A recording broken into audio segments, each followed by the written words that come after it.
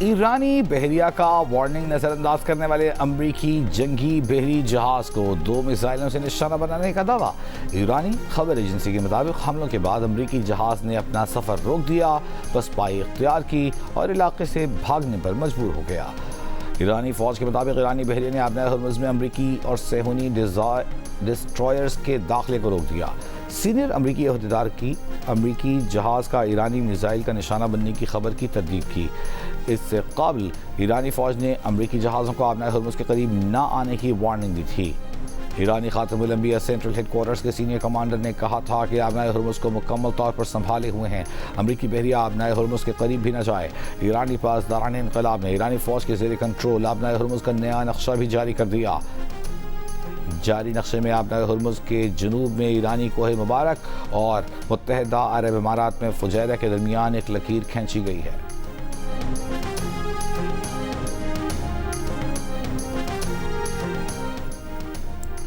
امریکی صدر ٹرمپ کے آبنائے ہرمز میں پھنسے جہازوں کو نکالنے کے اعلان کے بعد پروجیکٹ فریڈم کا آغاز۔ برطانوی میری ٹائم ایجنسی کے مطابق جہازوں کی محفوظ آمد و رفت کو یقینی بنانے کے لیے امریکہ نے ٹریفک سیپریشن اسکیم کے جنوب میں ایک خصوصی سیکیورٹی ایریا قائم کیا ہے۔ بحری جہاز عمان کے حکام سے VHF چینل کے ذریعے رابطہ رکھیں اور سفر کے لیے عمان کی سمندری حدود کو ترجیح دیں۔ امریکی سینٹرل کمانڈ کا کہنا ہے کہ امریکی بحریہ ان تجارتی جہازوں کی مدد کرے گی جو آبنائے ہرمز سے گزرنا چاہتے ہیں۔ اس مشن کے لیے امریکی حمایت علاقائی سلامتی اور عالمی معیشت کے لیے ضروری ہے۔ امریکی فوجی تعاون میں گائیڈڈ میزائل ڈسٹرائرز، 100 سے زائد طیارے اور 15,000 فوجی اہلکار شامل ہوں گے۔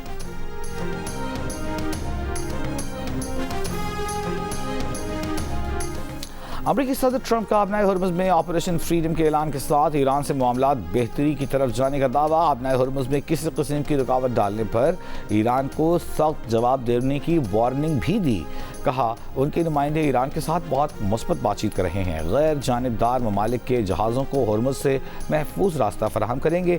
جو ممالک اس تنازع میں ملوث نہیں، انہوں نے ہم سے مدد مانگی تھی۔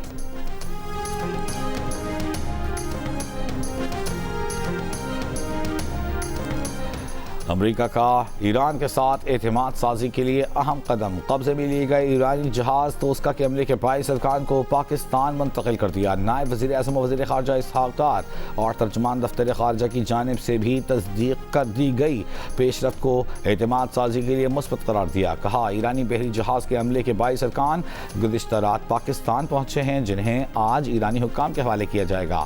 نائب وزیر اعظم و وزیر خارجہ نے کہا ایرانی جہاز ضروری مرمت کے بعد اصل مالکان کو واپس کرنے کے لیے پاکستانی پانیوں کی حدود میں واپس لایا جا رہا ہے۔ ان اقدامات کو ایرانی اور امریکی دونوں حکام کے تعاون سے مربوط کیا جا رہا ہے۔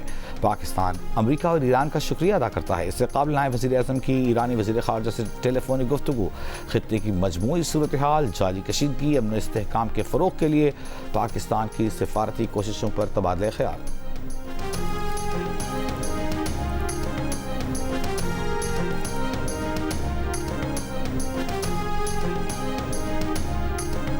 مسلح افواج امریکی خطروں کا جواب دینا جانتی ہے۔ امریکہ ایران کے خلاف جھوٹے دعوے دہرانا جاری رکھے ہوئے ہے۔ ترجمان ایرانی وزارت خارجہ اسماعیل بقائی کی بریفنگ۔ امریکہ کو اپنے مطالبات سے دستبردار ہونے کا مشورہ دے دیا۔ کہا امریکہ کا جواب پاکستان کے ذریعے موصول ہوا ہے، جس کا جائزہ لیا جا رہا ہے۔ ایسے فریق سے معاملہ کر رہے ہیں جس کی رائے ہر روز بدلتی ہے۔ ہم جنگ کے خاتمے کے علاوہ کسی معاملے پر بات نہیں کر رہے۔ آبنائے ہرمز کی حالیہ صورتحال امریکہ کی ایران کے خلاف جارحیت کا نتیجہ ہے۔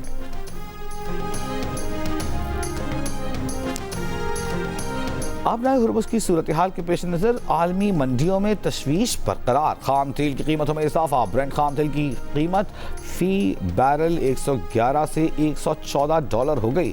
WTI کی $3 اضافے سے $107 فی بیرل پر پہنچ گئی۔ چیئرمین پاکستان پیپلز پارٹی بلاول بھٹو زرداری نے کہا ہے کہ معرکہ حق پاکستان کی تاریخ کا سنہرا باب ہے۔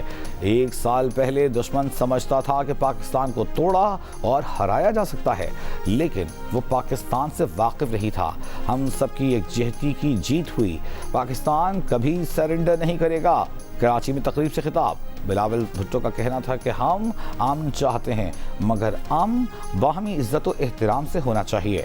1 سال پہلے دنیا ہم پر شک کرتی تھی، پاکستان ہر چیلنج کے سامنے متحد ہو کر ڈٹ گیا۔ اب سب کو پتہ چل گیا ہے کہ ہم سمجھوتا کرنے والی قوم نہیں ہیں۔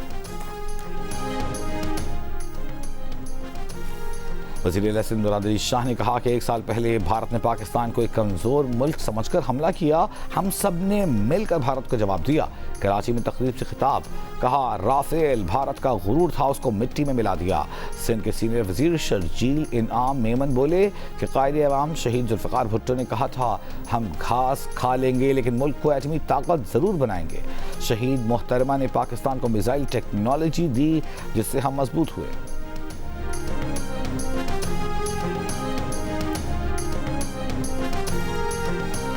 ملک کے بیشتر علاقوں میں آج بھی موسم گرم اور خشک۔ کراچی میں گرمی کی شدت میں اضافہ، پارہ 44 ڈگری تک پہنچ گیا۔ آج سب سے زیادہ درجہ حرارت دادور نواب شاہ میں 47 ڈگری ریکارڈ۔ شدید گرمی کے باعث کراچی کے اسپتالوں میں دمے سمیت سانس کی بیماریوں میں مبتلا مریضوں کے کیسز میں 20% اضافہ۔ ماہرین کی شہریوں کو ڈی ہائیڈریشن سے بچنے کے لیے پانی زیادہ پینے اور براہ راست دھوپ سے بچنے کی ہدایت۔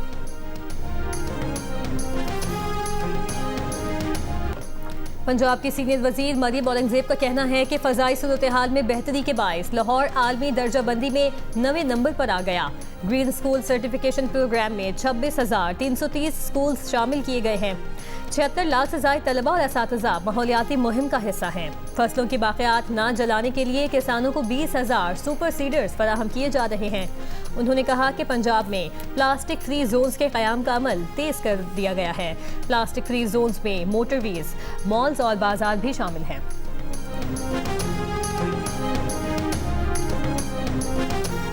میشا شفیع کے خلاف ہتھیے کے کیس میں لاہور ہائی کورٹ نے ہرجانے کی رقم علی ظفر کو دینے کا فیصلہ معطل کر دیا۔ میشا شفیع کو ہرجانے کی آدھی نقد رقم عدالت میں جمع کروانے جبکہ باقی آدھی رقم بطور شیورٹی عدالت میں جمع کروانے کا حکم۔ عدالت نے میشا شفیع کی اپیل پر علی ظفر کو نوٹس جاری کر کے جواب طلب کر لیا۔ میشا کے وکیل کی ٹرائل کورٹ کا مکمل فیصلہ معطل کرنے کی استدعا مسترد۔ عدالت نے ریمارکس دیے کہ ٹرائل کورٹ نے اپنے فیصلے میں میشا شفیع کو دوبارہ جنسی ہراسانی کے الزامات عائد کرنے سے روکا ہے۔ ٹرائل کورٹ کے اس فیصلے کو معطل نہیں کر سکتے، کسی کو اجازت نہیں دے سکتے کہ وہ جنسی ہراسانی کے الزامات لگائے۔ ترجمان ایم کیو ایم نے کہا ہے کہ کراچی میں شدید گرمی کے دوران بجلی کی بدترین لوڈ شیڈنگ ناقابل برداشت ہے۔ امتحانات میں مصروف طلبہ بھی ذہنی اذیت میں مبتلا ہیں۔ وزیر اعظم شہباز شریف از خود اس ظلم کا نوٹس لیں۔ وزیر داخلہ محسن نقوی نے کہا ہے کہ اسلام آباد میں واقع 1 کانسٹیٹیوشن ایونیو پر موقف میں کوئی تبدیلی نہیں آئی۔